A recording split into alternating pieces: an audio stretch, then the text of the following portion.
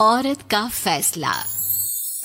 नैतिक मूल्यों से ये कहानी भले ही आपको इंसाफ करती ना दिखे, लेकिन जिम्मेदारियों की नजर से देखेंगे तो शायद कुछ समझ में आए। ये क्या है बहू, सुबह से घर का काम करती रहती है, फिर ऑफिस जाती है और बच्चों में लगी रहती है। अरे ऑफिस क्यों नहीं छोड़ देती, या फिर घर के लिए कोई नौकरानी रख ले।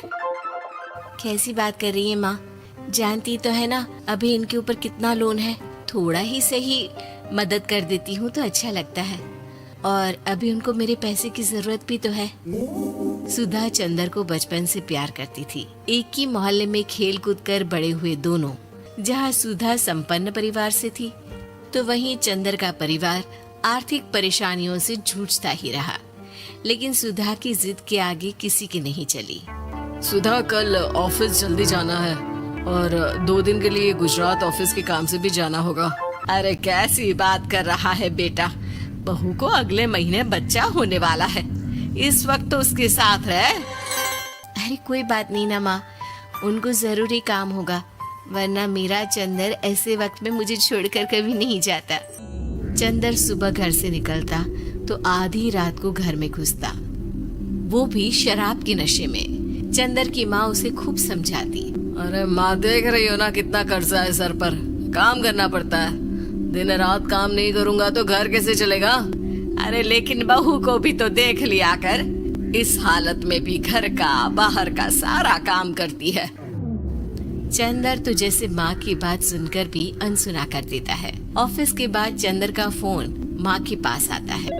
माँ, वो ऑफिस के काम से आज रात के लिए पास के शहर के ऑफिस जाना पड़ रहा है, कल सुबह आ जाऊंगा। सुधा रात को कमरे में सो रही होती है कि उसके पेट में दर्द होता है। सुधा चंदर को वीडियो कॉल करती है। इनको फोन कर लो, शायद कुछ आराम मिले। लेकिन 10 बार फोन करने पर भी वो सुधा का फोन नहीं उठाता। ऑफिस के काम से गए हैं, हो सकता है बिजी हो। कितनी मेहनत कर रहे हैं हम लोगों के लिए। सुधा सो तो जाती है, लेकिन अकेले उसे कमरे में डर लगता है। अगले रोज चंदर घर आता है, जहाँ सुधा ऑफिस जाने के लिए तैयार हो रही थी। तुम आज भी ऑफिस जाओगे? कल रात भर तो ड्यूटी की है, थक जाओगे, छुट्टी ले लो ना। अरे नहीं नहीं, कैसी बात कर रही हो, ये तो पॉसिबल ही नहीं है। अच्छा रुको, मैं जल्दी से तुम्हारा खाना और नाश्ता बना देती हूँ। बेचारी सुधा ऑफिस जाना छोड़कर लग जाती है पति के लिए खाना बनाने, उसके कपड़े प्रेस करने और जरूरत का सामान मुहैया कराने के लिए। हो सके तो रात की ड्यूटी मत लिया करो ना, मुझे बहुत डर लगता है। अरे यार क्या है, तुम तो ऐसे बिहेव कर रही हो कि तुम ही अकेली हो जिसे बच्चा होने वाला है। इतने लोगों के पति जो काम के सिलसिले में बाहर होते हैं, उनका क्या? सुधा को चंदर की मुंह से ये बातें अजीब लगती है। अरे हुआ क्या है तुमको? पहले तो तुम मेरा कितना ख्याल रखते थे, मेरे पास रहते थे, मेरी दवा से लेकर खाने पीने तक का सारा ख्याल। और अब इस बार तो तुम एक दफा भी मेरे साथ डॉक्टर के पास नहीं आए, क्यों? अरे पागल हो गई हो क्या? पागल वाली बात कर रही हो। काम धंधा देखो या फिर तुम्हें लेकर टहलता फिरो। और मुझे शुक्रवार की रात को काम से निकलना है, सोमवार आऊंगा।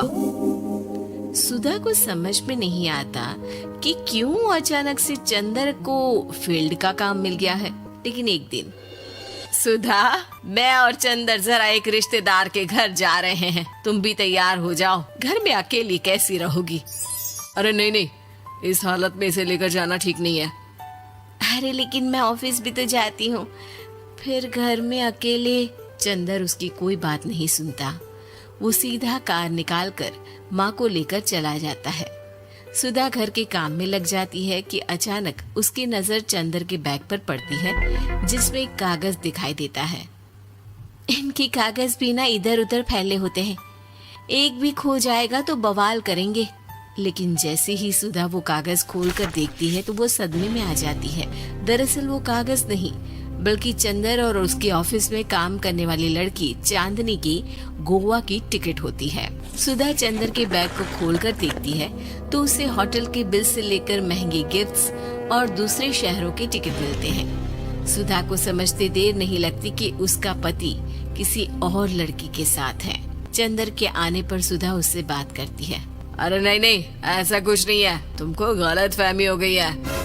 लेकिन जब सुधा के सवाल तीखे हो जाते हैं तो चंदर को अपनी गलती माननी पड़ती है और वो सुधा से माफी मांग लेता है। सुधा फैसला कर लेती है कि वो चंदर को छोड़ देगी। बच्चे और सामान को लेकर वो घर से निकल ही रही होती है कि सास उसे रोकती है।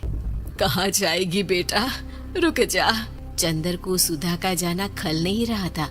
वो झूठे मुंह भी उसे रोकने की कोशिश ही नहीं कर रहा था। सुधा चंदर को देखती है और मायके चली जाती है। मायके में माँ कहती है, अरे आज से कैसे घर छोड़कर आ गई?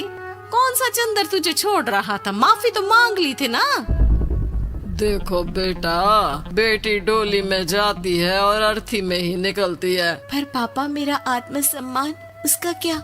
आपने मुझे पढ़ाया लिखाया है, इस लायक बनाया कि मैं खुद का खर्चा उठा सकूं, बेटी को पढ़ा सकूं, एक अच्छा जीवन पाऊं। अरे लेकिन पति की जरूरत तो होती है ना सुधा दीदी, और अगर आपको नहीं है तो इस बच्ची का सोचो जो अपने पिता से इस कदर जुड़ी है। आने वाले बच्चे की सोचो जिसके आने से पहले ही आपने पिता का प्यार से दूर करने की सोच ली। सुधा फोन देखती है लेकिन चंदर का कोई कॉल नहीं होता। वो समझ नहीं पाती कि अपने आत्मसम्मान के बारे में सोचे या बच्चों के बारे में। मम्मी, हम नाना नानी के घर से दादी और पापा के पास कब जाएंगे? नहीं जाएंगे बेटा, अब यहीं रहेंगे। नहीं मम्मी, मैं पापा के पास जाऊंगी। मुझे दादी के साथ रहना है। और मेरे साथ? हाँ, आपके साथ भी तो, सबके साथ माँ। देखो सुधा दीदी, आपके सर पर पिता का साया होना जरूरी होता है। अपने घमंड के लिए पिता और बेटी को अलग मत करो। सुधा अब सामान उठाकर अपने ससुराल जाने लगती है, लेकिन मन में सवाल रह जाता है कि जिसे दुनिया घमंड समझ रही है वो उसका आत्मसम्मान था। चंदन ने माफी जरूर मांग ली, लेकिन कभी ये एहसास नहीं दिलाया कि वो सिर्फ उसी का है।